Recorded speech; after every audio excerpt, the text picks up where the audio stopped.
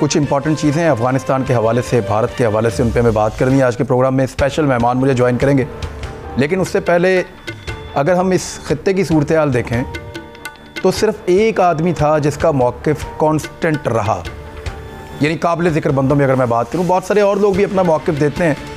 यानी ऐसा भी हुआ कि हमारे इदारों की पॉलिसी बदलती रही, ऐसा भी हुआ कि हमारी हुकूमतों की पॉलिसी बदलती रही, ऐसा भी हुआ कि जो आलमी एस्टेब्लिशमेंट है उनकी भी पॉलिसी बदलती रही। अमेरिका पहले कुछ सोचता रहा, फिर उसका सोचने का अंदाज़ बदलना शुरू हुआ, बयानात बदलना शुरू हुए, रफ्ता रफ्ता उन्होंने इनखला की बात की और फिर वो कुछ और कहकर चले गए। जब आए थे तो कुछ कह रहे थे, जब यहाँ पे ज़मीन पे आए फिर कुछ और कह रहे थे, और जब इतना अरसा स्टे किया तो कुछ और कह रहे थे, और जब यहाँ से जा रहे हैं तो कुछ और कह रहे हैं, और अब तो कुछ कहने के काबिल भी नहीं रहे। लेकिन सिर्फ एक पॉलिटिकल शख्सियत है काबिल ज़िक्र जिसका स्टेटमेंट कभी तब्दील नहीं हुआ, और वो है पाकिस्तान के वज़ीर आज़म इमरान खान साहब। मैं आपको गुज़िश्ता लगभग 20 साल का रिकॉर्ड दिखा सकता हूँ, और दर्जनों ऐसी वीडियोज़ हैं जिसमें इमरान खान साहब ने एक मौक़िफ़ पेश किया अमेरिका को लेकर। लेकिन एक मैंने छोटा सा चंक काटा है चंद वीडियोज़ का जो उनके वज़ीर आज़म बनने से पहले किए हैं ज़्यादातर, और डोनाल्ड ट्रंप के साथ तो वज़ीर आज़म बनने के बाद मिले, तो उनके मौक़िफ़ में कोई तब्दीली नहीं आई। इमरान खान साहब पहले दिन से लेकर अब तक क्या कह रहे थे, ये ज़रा आप सुनिए। No military solution in Afghanistan. There is no military solution because, as Mr. President says, if you go all out military, there will be millions and millions of people who would die. So there is only one solution, and I feel, and I think we will discuss this, it's the closest we have been to a peace deal. जी नाज़रीन, इस तरह के दर्जनों statement मैं आपको सुना सकता हूं जो पहले दिन से लेकर अब तक इमरान खान साहब दे रहे थे। ये उनकी क्लैरिटी थी, लेकिन हैरत की बात यह है कि पाकिस्तान की पॉलिटिकल पार्टीज इसके ऊपर कोई मौक़िफ़ देने को तैयार क्यों नहीं है। फजल रहमान साहब ने खुशामदीद किया है तालिबान को, उनके बारे में एक मौक़िफ़ उन्होंने दिया है। बड़ी अच्छी बात है कि उनको लगा कि ये बात ठीक है, उन्होंने वो बात कह दी। लेकिन इस रजीम चेंज पे, वहाँ अशरफ गनी के भाग जाने पर और इस किस्म की एक बहुत बड़ी तब्दीली पे खित्ते के तमाम ममालिक अपना अपना मौक़िफ़ दे रहे हैं। सबकी कोई ना कोई उसके ऊपर स्टैंडिंग है, लेकिन मैंने देखा कि PMLN की स्टैंडिंग कोई नहीं है, खामोशी है उनके कैंप में। जब मैं ये प्रोग्राम कर रहा हूँ अब तक तो मैंने नहीं देखी, और मैंने पाकिस्तान पीपल्स पार्टी को भी कोई चीज़ बड़ा क्लियरली कहते हुए अभी तक नहीं सुना। तो ये क्लैरिटी क्यों नहीं है? कौमी असम्बली का इजलास होना चाहिए, वहाँ पे पॉलिटिकल लोगों को बात करनी चाहिए, लेकिन एक नेशनल पॉलिसी के तहत या अपनी अपनी पॉलिटिकल पॉलिसी के तहत लीडर्स को इसमें बात करनी चाहिए। PMLN के लिए क्या मुश्किलात हो सकती हैं, पीपल्स पार्टी के लिए, PTI के लिए, पाकिस्तान को लेकर आने वाले दिनों में हमें क्या चीज़ें फेस करनी पड़ सकती हैं हमारे हमसाये में होने वाली तब्दीली पर, ये है आज का बड़ा सवाल। मेरे साथ जो मेहमान मौजूद हैं, मैं तारुफ कर रहा हूँ ब्रिगेडियर अमीर साहब, बहुत शुक्रिया आपका ज्वाइन करने के लिए। जनरल रिटायर अमजद शुएब साहब, आपका भी बहुत शुक्रिया ज्वाइन करने के लिए। और एजाजुल हक साहब किसी तारुफ के मोहताज नहीं है, अपनी पॉलिटिकल पार्टी है और बहुत सीनियर पॉलिटिशियन है, बहुत शुक्रिया आपको भी ज्वाइन करने के लिए। एजाजुल हक साहब, आपने PMLN के साथ बहुत काम किया है। नवाज शरीफ साहब की क्या मजबूरी हो सकती है, यानी थोड़े दिन पहले वो अफगानिस्तान के नेशनल सिक्योरिटी एडवाइज़र को बुलाकर अपने घर में मिलते हैं, मुलाकात करते हैं उस आदमी से जो पाकिस्तान को गाली देता है। लेकिन अब इस वक्त वही मियाँ नवाज शरीफ साहब एक इतनी बड़ी तब्दीली के ऊपर उसकी मुखालफत या उसके हक में या सिचुएशन के मुताबिक कोई स्टेटमेंट नहीं दे रहे। क्या उनको खतरा है कि बरतानिया नाराज हो जाएगा, या उनको खतरा है कि उनका राइट विंग का जो वोट बैंक है वो नाराज हो जाएगा अगर दूसरी तरफ की बात की? तो सिचुएशन क्या है उनके लिए? देखिए, बिस्मिल्लाहिर्रहमानिर्रहीम, मियाँ नवाज शरीफ साहब इस वक्त ना राइट पे हैं ना लेफ़्ट पे हैं। वो इस वक्त एग्ज़ाइल में है, और एग्ज़ाइल में होते हुए एक फ्रस्ट्रेशन है उनके अंदर, और वो फ्रस्ट्रेशन इस तरह निकल रही है कि हमारे अदारों को भी उन्होंने बुरा भला कहा। उसके बाद आपने देखा कि चीफ ऑफ आर्मी स्टाफ के ख़िलाफ़, चीफ ISI के DG के ख़िलाफ़ जो उन्होंने ज़बान दराजी की। फिर और तो बहुत कुछ करना था पाकिस्तान की इस्टेब्लिशमेंट को नीचा दिखाने के लिए, या अपनी ऐसी पोजीशन बनाने के लिए कि वो किसी बारगेनिंग उसके अंदर आ जाएं। हाल ही में आपने खुद ही कह दिया अब्दुल्ला को, जो अफगानिस्तान का सिक्योरिटी एडवाइज़र था, जिसने पाकिस्तान को वो अल्फाज इस्तेमाल किए थे कि अब्दुल्ला के, मैं वो अल्फाज नहीं इस्तेमाल कर सकता टेलीविज़न के ऊपर जो उसने पाकिस्तान के बारे में कहा। अगर आप कह सकते हैं तो आप ज़रूर कह दें। और फिर 2 दिन के बाद आप देखेंगे लंदन के अंदर वो बैठे हुए हैं, वो किसको पैगाम दे रहे थे? वो ना अमेरिका को पैगाम दे रहे थे, ना बरतानिया को दे रहे थे, वो पाकिस्तान को नीचा दिखाने के लिए ये कर रहे थे। और मैंने ये कहा कि उन्होंने कॉम्प्रोमाइज़ किया पाकिस्तान की सिक्योरिटी सिचुएशन को, और अभी तक कोई स्टैंड नहीं लिया जो किसी पॉलिटिकल पार्टी ने, वो ये कि वो चाहते हैं कि इसको लेकर जाएं पार्लियामेंट के अंदर। वहाँ पार्लियामेंट के अंदर जाकर जिस तरह सऊदी अरेबिया का इशू पार्लियामेंट में ला के ना हमने कोई फैसला किया और सऊदी अरेबिया को नाराज़ कर दिया, पाकिस्तान का बड़ा अहम किरदार रहा है इस तमाम तब्दीली के अंदर। पाकिस्तान वो जो था एक कॉन्ड्यूट था जिसने कि ये मुज़ाकरात सारे दोहा के अंदर करवाए। पाकिस्तान की इस्टेब्लिशमेंट का एक बड़ा किरदार था इसके अंदर, जो कि अमेरिका के कॉन्फिडेंस में लेकर उन्होंने ये अदा किया, क्योंकि उनका एक तालिबान के साथ एक इन्फ्लुएंस था, वो इज़्ज़त करते थे, वो एतबार करते थे। तो ये सारे खेल के अंदर अभी तक पाकिस्तान का भी देखें स्टांस मुझे कोई नज़र नहीं आया। हमारे वज़ीर ख़ारजा साहब ये कहते रहे कि जी वसीउल बुनियाद हुकूमत बनाएं, वसीउल बुनियाद हुकूमत बनाएं, पहले इसकी रट लगाते रहे। अब वो कह रहे हैं हम बाकी दुनिया को देखेंगे कि वो क्या करती है इसमें। मैं समझता हूँ कि पाकिस्तान को लीड लेनी चाहिए थी, पाकिस्तान को टर्की को कन्विंस करना चाहिए था, पाकिस्तान को जीसीसी को कन्विंस करना चाहिए था, पाकिस्तान को ईरान को कन्विंस करना चाहिए था। जब चाइना ने उनको एक्सेप्ट कर लिया है और रूस उनके साथ बातचीत कर रहा है, यूरोपियन यूनियन ये कह रही है, बरतानिया ये कह रहा है कि हम तालिबान के साथ बात करेंगे, लेकिन क्या बात करेंगे उनके साथ? देखिए अमेरिका ने तो बरतानिया तो इवन दुनिया को लेटर लिखा, उन्होंने कहा कि बोरिस जॉनसन ने कि खबरदार कोई भी इनको तस्लीम ना करे।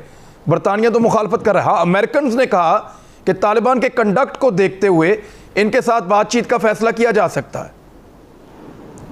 अच्छा, मैं एक बात इमरान साहब मैं कहूँगा इधर कि अमेरिका ने तो तालिबान को तस्लीम इसलिए कर लिया था कि दोहा मुज़ाकरात में अगर वो तालिबान के साथ मुज़ाकरात कर रहे थे तो इसका मतलब उन्होंने तस्लीम कर लिया था कि ये मेजॉरिटी है, ये हैवी वेट्स हैं, इन्होंने अफगानिस्तान का फैसला करना है, वरना अमेरिका को क्या ज़रूरत थी कि दोहा में उनके साथ बैठकर मुज़ाकरात करते। ठीक है, एक जनरल साहब मैं आपके पास आ रहा हूँ।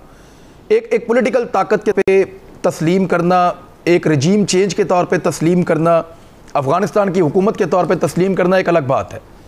एक बहुत बड़े फाइटिंग ग्रुप और एक मुखालिफ फोर्स के तौर पे कबूल करना एक अलग बात है। अमेरिका ने पहले उनको तस्लीम किया और उनके साथ मुज़ाकरात किए, अब वो एक बहुत बड़ी अहम पोजीशन में आ गए हैं। फ्यूचर का सबसे बड़ा सवाल यह है कि इनको कौन तस्लीम करेगा, कौन नहीं करेगा। आपको क्या लगता है सर कि वेस्ट के लिए इबरतनाक शिकस्त के बाद जब सारे अखबारात उनकी ऐसी तैसी फेर रहे हैं, जब बदनामी उनके गले पड़ी है, वो मज़ीद ऐसा कर सकते हैं कि तालिबान को तस्लीम करने आते ही, या टाइम लेंगे? नहीं, इसमें अभी वक्त लगेगा। बिस्मिल्लाहिर्रहमानिर्रहीम। देखिए, वक्त इसलिए लगेगा कि ये अभी एक पहला स्टेप हुआ। तालिबान की ये डिमांड थी कि अशरफ गनी के साथ मुज़ाकरात नहीं हो सकते, वो हटाया जाए, उसको प्रेसिडेंट न रखा जाए, यानी प्रेसिडेंटशिप से हटा दिया जाए। ठीक है, वो हो गया। अब आना है वक्त बातचीत का, जो गालिबन आप वो कहते हैं उन्होंने कुछ शुरू की है। असल चीज ये है कि जो पहला आइन था वो तालिबान ने माना नहीं था। अब एक आइन बनाया जाना है जिसमें तालिबान अपनी जिस तरह का हुकूमत का सेटअप वो चाहते हैं या जिस तरह वो बनाना चाहते हैं, वो चीज जो है वो डिस्कस की जाएगी, और क्या दूसरे सारा कुछ वो कबूल करेंगे, बाकी स्टेक होल्डर्स। तो वो एक स्टार्टिंग पॉइंट है कि वो उसके ऊपर जब उनका कोई अगर इत्तेफाक राय हो जाता है, फिर शराकतदारी की बात आएगी। मुख्तलिफ एथनिक ग्रुप्स भी हैं और माइनॉरिटीज भी हैं। अब हर कोई शराकतदारी चाहता है, हुकूमत में हिस्सा चाहता है। उनको क्या दिया जाएगा, वो मुतमईन होंगे या तालिबान नहीं देना चाहेंगे, ये इशू अभी डिसाइड होना रहता है। उसके बाद ये है कि इंटरनेशनल कम्युनिटी कहती है कि ज़बानी तो इन्होंने बहुत कुछ कह दिया, लेकिन इनका ट्रैक रिकॉर्ड पुराना इतना खराब है उनके नुक्ता निगाह से या उनके अपने मेयार के मुताबिक कि हमें वक्त चाहिए देखने के लिए कि वाकई जो कहते हैं उस पर अमल भी करते हैं। तो ये इश्यूज अभी हैं जिनको डिसाइड करना है, और उसके बाद किसी ने इनको रिकॉग्नाइज करना है। ठीक है, बातचीत सब इनसे करेंगे, पाकिस्तान भी इनको इनके साथ राब्ता रखेगा, आम डीलिंग्स वगैरह होती रहेंगी। सिर्फ ऑफिशियल या आप कह लीजिए कि बाकायदा जो रिकग्निशन होती है वो नहीं होगी। चाइना भी इसी तरह करेगा, रशिया भी करेगा। इनको हौसला रहेगा कि ये लोग साथ हैं, लेकिन फॉर्मल रिकग्निशन जो है वो तब होगी जब तमाम जितने भी स्टेक होल्डर्स हैं वो ऑन बोर्ड आ जाएं। अगर ये नहीं होता तो अफगानिस्तान स्टेबल नहीं रहेगा।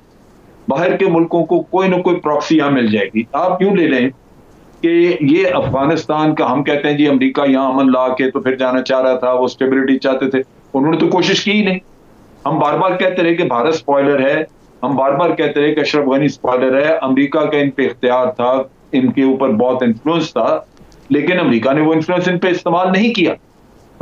जब उन्होंने अशरफ गनी को और अब्दुल्ला को इकट्ठा करना था तो फौरन कह दिया कि भाई 2 बिलियन हम तुम्हारा बंद कर रहे हैं, हम नहीं देंगे, साथ इकट्ठे हो गए वो।